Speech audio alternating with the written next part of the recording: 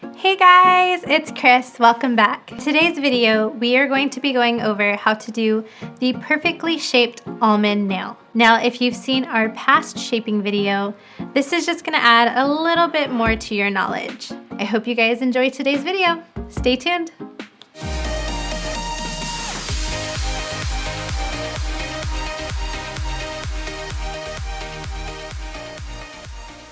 Okay guys, so we're gonna get started with today's video. Today I'm gonna show you how to get the perfectly shaped almond nail using dip powder. So let's get started. The first thing you wanna do is make sure that your hands as well as your clients are properly sanitized. And then you're going to take a cuticle pusher and push back the cuticles. So after we finish this step, we are going to prep our nail for a tip application. So for my model today, we are going to be using an artificial nail tip just to elongate her nail. You want a longer base when you're trying to accomplish an almond shape. If the nail's too short, the almond shape is not going to be aesthetically pleasing. When trimming your artificial nail for an almond shape, you want to look at the entire picture of the nail. And you're going to imagine where the point is going to be. And usually with this shape, it's a shorter length of a nail. If you go longer, you're going to go into a stiletto type nail, but for almond, we want to keep it on the rather short side. So I'm going to go ahead and trim my artificial nail to where I want it. And what I like to do to eliminate some of my filing time is to go ahead and cut the corners into the almond shape. To finish up the styling of the artificial tip, I'm going to use my hand file. I'm going to file the sides towards the middle so I get the final shape that I want. Now when doing an almond shape, you want to file from side to side, slowly taking away a little bit at a time. If you file too much on one side, you will come out with a crooked almond nail, and that is not what you want. Okay guys, so now I have my free edge the way I want it to look, and my next step is to use my e-file to prep the nail for dip application. You want to make sure when you're prepping the nail with your e-file that you're using a light, steady hand on a low speed. You want to file down the bulk where the artificial nail meets the nail plate. So to prep the natural nail plate, I like to use a ball-tipped drill bit, and this is delicate enough to use on natural nails. This is going to remove the shine so we can start with our dip application. So my first step is to grab the number 1, and that's Bond, and we're going to apply this to the natural nail plate. This is going to properly dehydrate the natural nail so that our dip applications will adhere. So after we've let that dry, we're going to go in with our next step. It is our number 2, and this is our base. Our first layers of dip powder are going to add strength to the nail. So for this, we are going to be using natural. For our first application of base, we want a thin line across the point where the artificial nail meets the natural nail plate. This is going to add strength to our nail as well as help build the apex of the nail. You want to dip at a 45-degree angle as to not disturb the base that you've just applied. After dipping, you want to tap off the excess and then brush away all the remaining powder. For our next application, we are going to apply base to 3/4 of the nail and dip into the natural. And if you feel like you haven't sufficiently covered the entire layer of base, you're welcome to dip again just to make sure that everything is properly covered.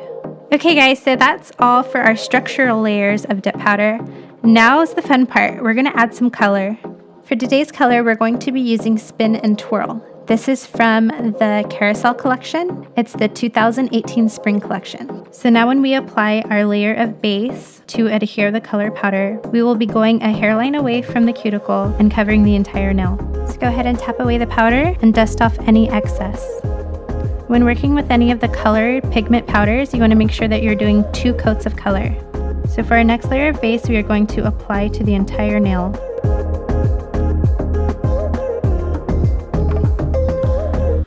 So for the final layer of dip powder, you always want to encapsulate in clear. This is going to ensure that you have all of your color remaining after you're done filing and shaping.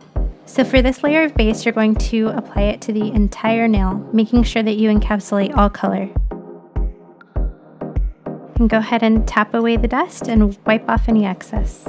So now that we're done with all of our layers of dip powder, it's time for our next step. This is going to be number 3, Seal Protect. This is going to activate all the layers of dip powder and make sure it's nice and hardened. When applying your Seal Protect, you want to make sure that you have an adequate amount on the nail so that it penetrates all the layers of dip powder. So after applying your Seal Protect to your layers of dip powder, it's going to activate the dip powder that's on your nail and make it become hard. So this is sufficiently hard now. It's dry. So I'm going to go in with my hand file and I'm going to file and shape this nail. Now, because we've already shaped the nail when putting on our artificial tip, with dip powder, the filing is very minimal. So we're just going to be perfecting the shape of this almond nail. You want to use very light strokes when doing this, so you don't disturb the shape that you've already made. So after cleaning up the edges of the nail, I like to go in with my e-file and use a medium grit bit. This one has a domed shape on the top, and it's also known as a safety bit. I like using this type of bit when I have clients who move around a lot, so you don't nick them or harm them. This is a really great one to have. So now that I'm done filing and shaping this nail, I'm going to go in with a buffer and I'm going to buff the top of the nail. So after buffing the nail, the next step you want to do is take a lint-free wipe with a little bit of alcohol and you're going to clean the nail of any debris or extra dust. Now before we apply our top coat, you want to add a layer of Seal Protect. This is going to activate our top coat to make sure that it sufficiently dries. Without adding your Seal Protect, your top coat won't dry properly and you'll get a very foggy, not shiny top coat. Now before we move on, you want to take a lint-free wipe that's dry, that has nothing on it, and you want to wipe away any excess Seal Protect. This is also going to push the Seal Protect into the layers of dip powder so that your top coat dries properly. Wiping off any extra Seal Protect is also going to keep your top coat brush in good condition. If you have leftover Seal Protect on your nail when applying your top coat, it's going to solidify into the nail brush. So for this nail, I'm going to be using number 4, and this is the Dip Essential Top Coat. When applying this top coat, you want to make sure that you are using fast, even strokes. You don't want to apply where you have already applied the top coat. Now you want to wait for this first layer of top coat to sufficiently dry. You will notice that it starts to turn matte. So if you see this happening, don't be scared, it's supposed to happen. Once you're sure that the first layer of top coat is dry, you're going to go in with a second layer. And this layer is going to bring out the shine in your nail.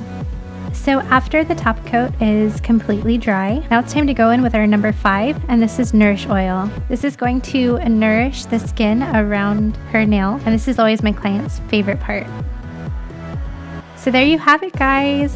How to do a perfectly shaped almond nail using dip powder. I hope you guys enjoyed this video. If you guys have any questions or comments, please leave them down below. We'd love to hear from you. If you liked this video, don't forget to like and share, and make sure you guys subscribe so you can see all of our new videos. I look forward to seeing you guys next time. Bye!